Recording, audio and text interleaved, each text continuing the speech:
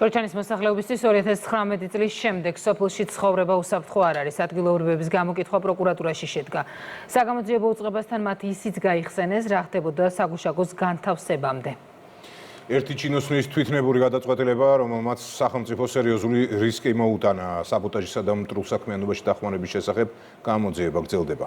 ნინო არღლიანის რეპორტაჟი. გენერალურმა პროკურატურამ დღეს ის ადამიანები გამოკითხა, რომლებიც ოკუპანტების პირისპირ 6 წელია ცხოვრობენ, ანუ მას შემდეგ, რაც გიორგი გახარიას ერთპიროვნული გადაწყვეტილებით ჩორჩანაში საგუშაგო ჩაიდგა. ადგილობრივები ყვებიან, რომ 2019 წლის შემდეგ სოფლის ტყე მათთვის ჩაიკეტა. 1 მილიონი კვადრატული მეტრი მიწა ოკუპანტებმა დაიკავეს. მიმდებარე ტერიტორიაზე კი გადაადგილება უსაფრთხო აღარ არის. ჯარი შევიდა ჩორჩანის მხრიდან, ჩვენი ქართული ჯარი. და მე მოხდა წაღვლის საკოლმეურნეო ტყე იყო ხომ ადრე 400 გექტარი.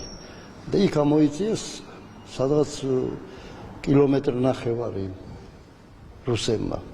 დროშები დაარჭეს რამე და დადგეს საგუშაგოები. ყველა ვინც სოფელ წაღვლიდან და ჩორჩანიდან თბილისში გამოკითხვაზე ჩამოდის, ამბობს, რომ სოფელში საგუშაგოს ჩადგმის საჭიროება არ იყო, რადგან ამას წინ არც ესკალაცია და არც ოკუპანტების საეჭვო გადაადგილება უძღოდა. 3 თუ 4 პოსტი უდგავთ ამ ტყის მასივში მათ.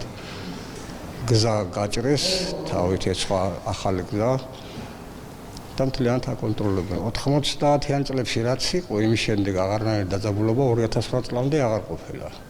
აქ 2008 წელს მე ეს გარკვეული მონაკვეთი ყველამ კარგად ვიცით, რაც მოხდა 2008 წელს და შემდეგ 2008 წლის შემდეგ ჩვეულებრივი ჩადგა ისე ყველაფერი როგორც იყო და 2019 წლის შემდეგ უკვე ფაქტიურად დაკარგულია სოფლის უკვე ეს ტერიტორია. გახარიას თვითნებობას მოყოლილ ოკუპაციასთან დაკავშირებით დამატებითი კითხვები აქვს საგამოძიებო კომისიასაც. კომისიამ შინაგან საქმეთა ყოფილ მინისტრს ერთხელ უკვე აღიარებინა, რომ ჩორჩანაში საგუშაგოს ჩადგმაზე პოლიტიკური ხელმძღვანელობისა და უსაფრთხოების სამსახურისგან თანხმობა არ ყოფილა.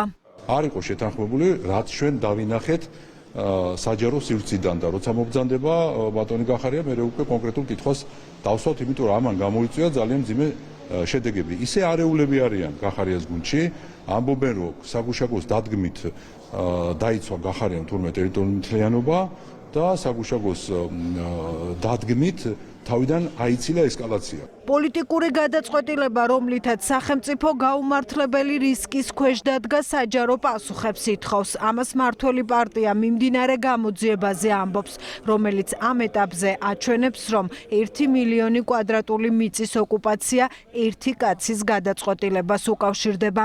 ნებისმიერ შემთხვევაში, მათ შორის ჩორჩანას ეპიზოდის შემთხვევაში, მნიშვნელოვანია არ არსებობდეს ბუნდოვანება და იყოს გაფიოთ გარკვეული ფაქტობრივი გარემოებები, რომ შემდგომ ამ ყველაფერს სამართლებრივი რეაგირება მოყვეს. ჩორჩანას ეპიზოდი ალბათ არის თანამედროვე საქართველოს ერთ-ერთი ყველაზე ბუნდოვანი პროცესი და მოვლენა და მნიშვნელოვანია, რომ საზოგადოებას ჰქონდეს ყველა, აბსოლუტურად ყველა პასუხი, ყველა კითხვაზე, რომელიც არსებობს ჩორჩანასთან დაკავშირებით.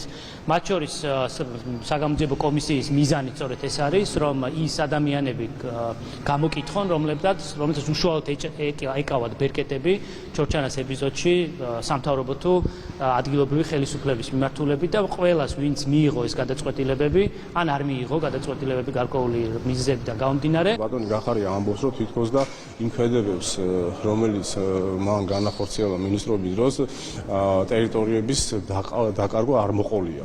არა და ფაქტები საწინააღმდეგოზე მეტყველებს, ხო? ჩვენ სამწუხაროდ ფაქტი ის არის, რომ დაახლოებით მილიონი კვადრატული მეტრი ჩვენი ქვეყნის ტერიტორიის დამატებით ოკუპაცია მოხდა და ამაზე საუბრობენ ადგილობრივებიც. მტრულსაქმიანობაში დახმარება და საქართველოს წინააღმდეგ საბოტაჟი. 2019 წელს ქართული მიწის ოკუპაციას პროკურატურა სწორედ ამ საქმის ფარგლებში სწავლობს.